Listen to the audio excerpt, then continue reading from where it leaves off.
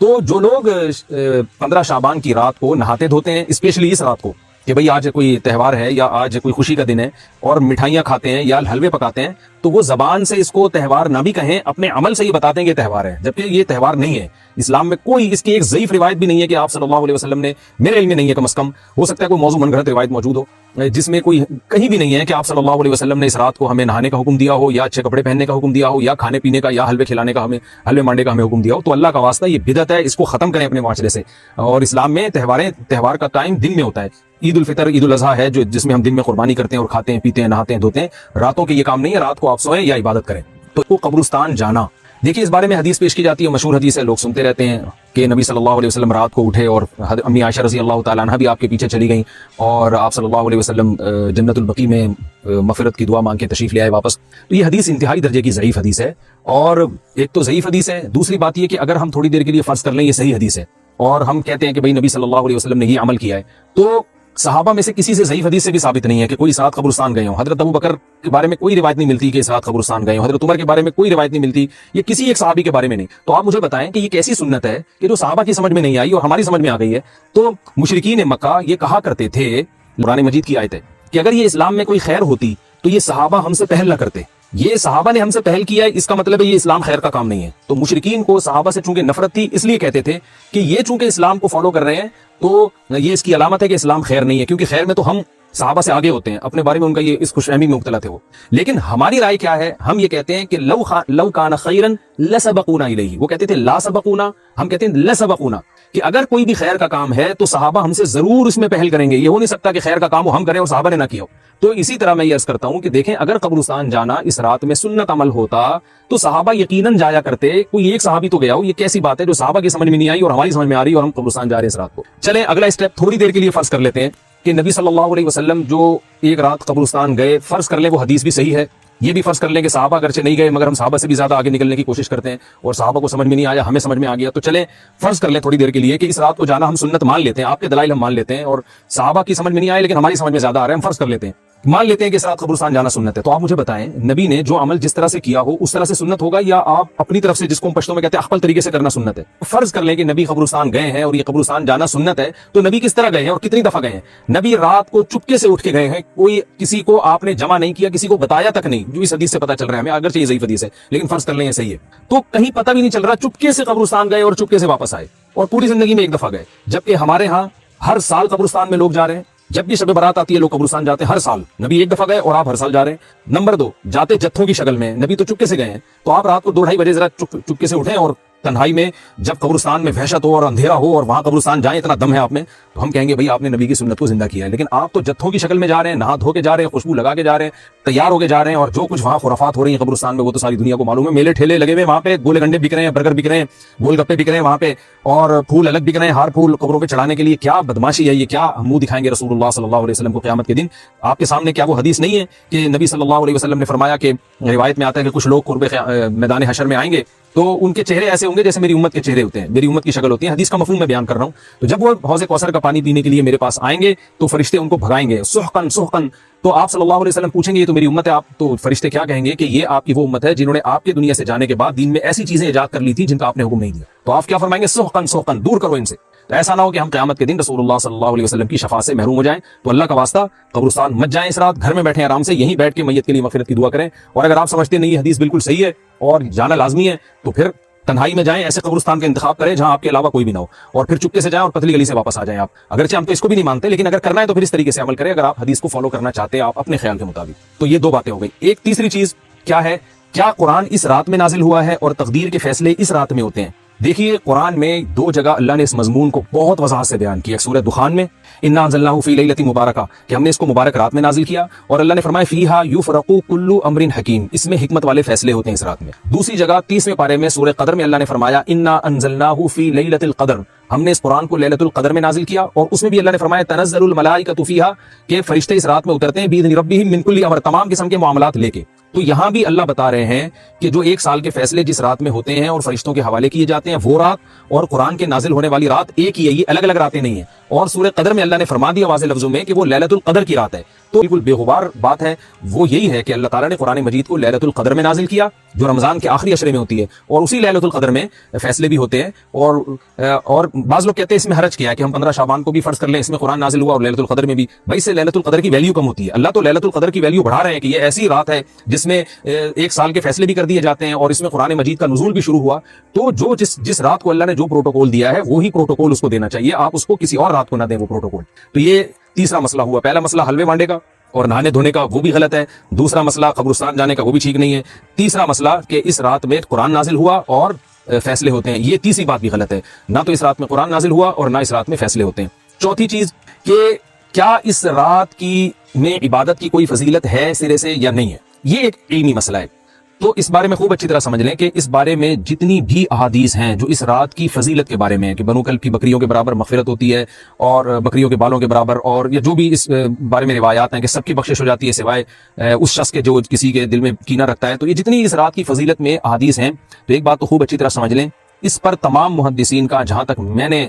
دیکھا ہے، تمام محدثین کا اتفاق ہے کہ اس کی فضیلت میں صحیح حدیث ایک بھی نہیں ہے۔ اس رات کی فضیلت میں ایک بھی صحیح حدیث موجود نہیں ہے، لیکن ضعیف روایتیں اتنی کثرت سے ہیں کہ ایک الگ محدثین کا اصول ہے کہ جب ضعیف روایتیں کی سندیں زیادہ ہو جائیں تو وہ حسن بن جاتی ہے، یعنی قابل قبول ہو جاتی ہے وہ، کیونکہ بہت ساری کمزور چیزیں مل کے اس میں کچھ قوت پیدا کر دیتی ہیں۔ تو اب جن علماء نے احادیث کے ضعف کی طرف دیکھا کہ ایک بھی صحیح روایت نہیں ہے، انہوں نے اس رات کا بالکل یہ انکار کر دیا کہ اس رات کی سرے سے کوئی فضیلت نہیں ہے۔ لیکن جن علماء نے اصول حدیث کی طرف دیکھا اور فقہ کے ایک اصول کی طرف دیکھا کہ کثرت روایات درجہ حسن تک پہنچ جاتی ہیں، ضعیف روایات، تو انہوں نے کہا کہ بالکل اس رات کی فضیلت کا انکار ہی سرے سے کر دینا یہ غلط ہے۔ تو جمہور اس طرف گئے ہیں کہ اس رات کی فضیلت کا بالکل یہ انکار کر دینا یا اس کی عبادت کی فضیلت کا بالکل یہ انکار کر دینا یہ ٹھیک نہیں ہے، لیکن کچھ علماء، وہ بھی بڑے محقق علماء ہیں، وہ اس طرف گئے ہیں کہ اس رات کی سرے سے کوئی فضیلت اسلام میں ہے ہی نہیں۔ اب میں دونوں طرف کے علماء کا کچھ تھوڑا سا تجزیہ پیش کرتا ہوں۔ تو جو علماء یہ کہتے ہیں کہ اس رات کی فضیلت ہے اور فضیلت میں کثرت سے روایات ہیں اور اس میں بڑے بڑے علماء داخل ہیں، امام شافعی رحمہ اللہ تعالی جیسے مجتہد بھی ہیں جو اس رات کی فضیلت کے قائل ہیں، باقی ائمہ سے مجھے جو ہے نا امام ابو حنیفہ سے کچھ نہیں ملا اس رات کی فضیلت کے بارے میں، اور امام احمد ابن حنبل سے بھی مختلف روایات ملی ہیں، اس لیے میں جزم سے کسی اور امام کے بارے میں نہیں کہہ سکتا، لیکن امام شافعی سے بہرحال اس کی فضیلت صراحتاً منقول ہے، اگرچہ انہوں نے بھی اعتراف کیا ہے کہ اس کی روایات کے بارے میں جتنی اس بارے میں روایات ہیں وہ ضعیف ہیں، لیکن وہ یہ ایک اصول ہے کہ جب ضعیف روایات بہت کثرت سے ہوتی ہیں تو درجہ حسن تک پہنچ جاتی ہیں۔ تو اس اصول کے تحت جمہور اس کے قائل ہیں کہ اس رات میں عبادت اگر ہم کرتے ہیں تو دوسری راتوں کی نسبت ہمیں ثواب زیادہ ملتا ہے، لیکن جو بعض دوسرے علماء جو بالکل ہی اس رات کی فضیلت کے منکر ہیں، ان کے دلائل میں یہ ہے کہ یہ بات اگرچہ درست ہے کہ اگر ضعیف روایات کثرت سے ہوں تو وہ درجہ حسن تک پہنچ جاتی ہیں، لیکن وہ کہتے ہیں کہ کچھ قرائن ایسے ہیں جن قرائن سے پتہ چلتا ہے کہ جو ہے ان قرائن کو اگر سامنے رکھا جائے تو وہ ان کی رائے یہ ہے کہ پھر ان کا خیال یہ ہے کہ ان کا رجحان اس طرف ہے کہ اس رات کی سرے سے کوئی فضیلت نہیں ہے۔ ان قرائن میں ایک چیز یہ بھی ہے کہ اس کے بارے میں جو روایات ہیں ان میں بہت زیادہ ثواب کی بشارت سنائی گئی ہے۔ تو بعض محدثین کا یہ اصول ہے کہ کسی رات کے بارے میں یا کسی خاص عمل کے بارے میں بہت زیادہ کہیں غلو ہوتا ہے یا مبالغہ ہوتا ہے، غلو تو نہیں کہہ سکتے، تو یہ خود ایک اس طرف اشارہ ہوتا ہے کہ یہ ایک ضعف ہے، اگرچہ یہ کوئی اتنی مضبوط بات نہیں ہے، لیکن بہرحال جو علماء اس کی فضیلت کے بالکل منکر ہیں ان کی ایک دلیل میں آپ کے سامنے پیش کر رہا ہوں۔ دوسری بات یہ ہے کہ جو علماء اس کی فضیلت کے بالکل بھی قائل نہیں ہیں، ان کی ایک بڑی دلیل یہ بھی ہے، جن میں ہمارے شیخ حضرت مفتی رشید احمد صاحب رحمہ اللہ تعالی بھی تھے، اگرچہ انہوں نے اس بارے میں کوئی صراحتاً فتویٰ نہیں دیا، لیکن وہ یہ اشکال ظاہر کیا کرتے تھے کہ شریعت میں جب بھی کسی وقت کی یا کسی خاص رات کی کوئی فضیلت آتی ہے تو اللہ تعالیٰ اس کو جو ہے وہ اس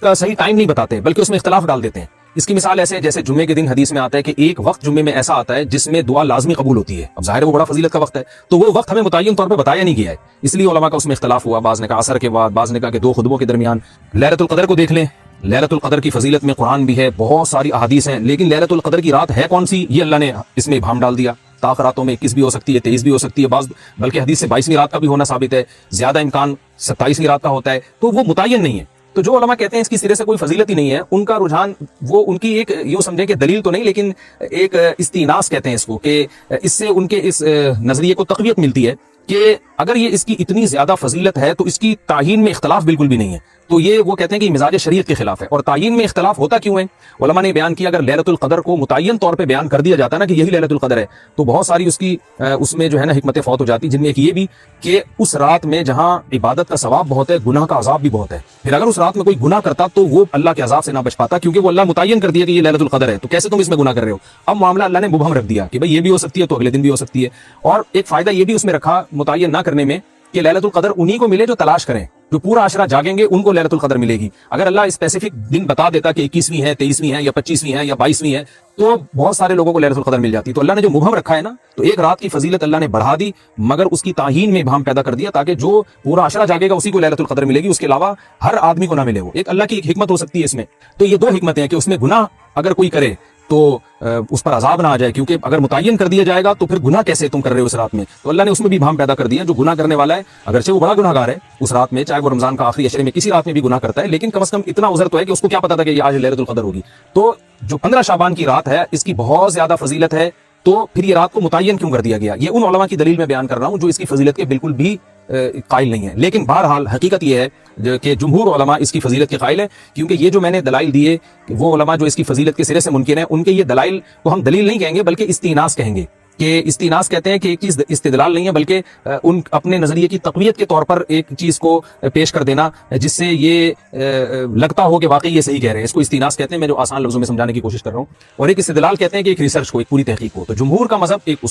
اصول پر مبنی ہے کہ بھائی اتنی ساری روایات ہیں اور ضعیف ہیں ان میں, ٹھیک ہے کچھ موضوع بھی ہیں لیکن بہت ساری ایسی ہیں جو موضوع بھی نہیں ہے. تو ضعیف روایات ہیں جب اتنی کثرت سے ہیں اور اس میں ہے بھی عبادت کا تذکرہ, تو عبادت کرنے میں کوئی حرج بھی نہیں ہے. تو لہذا انہوں نے اس کو جو ہے نا اس کو دلیل بنایا ہے اور اصول کے لحاظ سے یہ بات درست ہے. تو اس اصول کو اگر کوئی فالو کرنا چاہے تو اس رات کی عبادت اس کے لیے بالکل ٹھیک ہے اور اللہ کی رحمت سے امید ہے کہ اس میں اس کو ثواب زیادہ ملے گا. تو جمہور ایک طرف ہیں اور بعض علماء دوسری طرف ہیں. تو یہ میں نے صرف اس لیے بیان کر دیا کہ اس رات کی فضیلت میں اتفاق نہیں ہے بلکہ مختلف ہی ہے, مجتہد فی ہے, اختلاف رائے اس میں ہو سکتا ہے. تو اگر کوئی عالم اس رات کی فضیلت کا بالکل ہی انکار کرے اور ان علماء کا بھی احترام کرے جو اس رات کی فضیلت کے قائل ہیں تو پھر اس عالم پر رد کرنے کا حق نہیں ہے. دوبارہ میں اپنی بات کو ریپیٹ کرتا ہوں, اگر کوئی عالم یہ کہے کہ اس رات کی سرے سے کوئی فضیلت نہیں ہے تو اس عالم پر طعن و تشنیع جائز نہیں ہے, کیونکہ ان کے بھی کچھ نہ کچھ استدلالات ہیں. ہاں اگر کوئی عالم اس رات کی فضیلت کا انکار کر کے جمہور کے مذہب کو بالکل غلط قرار دیں اور اس عمل کو یہاں اس رات کی عبادت کو بالکل بدعت قرار دیں اور جو اس رات میں عبادت کر رہے ہیں یا اس کی فضیلت کے قائل ہیں ان کو بدعتی قرار دیں تو یہ غلو ہو جائے گا, یہ زیادتی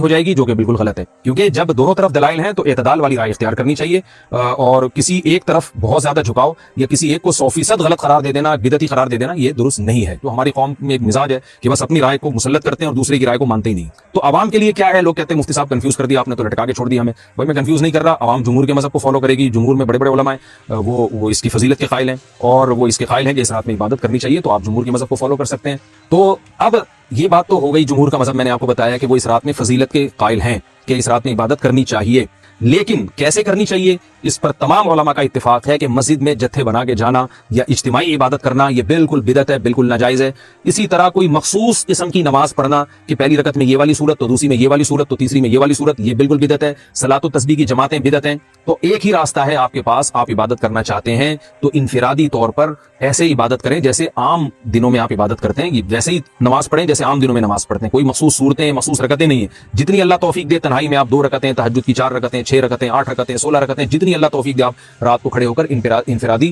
نماز پڑھیں. دعائیں مانگیں اللہ تعالیٰ سے, قرآن کی تلاوت کریں, تسبیحات کریں. جتھے نہ بنائیں مسجد میں, چراغاں نہ کریں, بتیاں نہ لگائیں, قبرستانوں پہ رش نہ کریں. یہ سب ناجائز اور سب حرام ہے.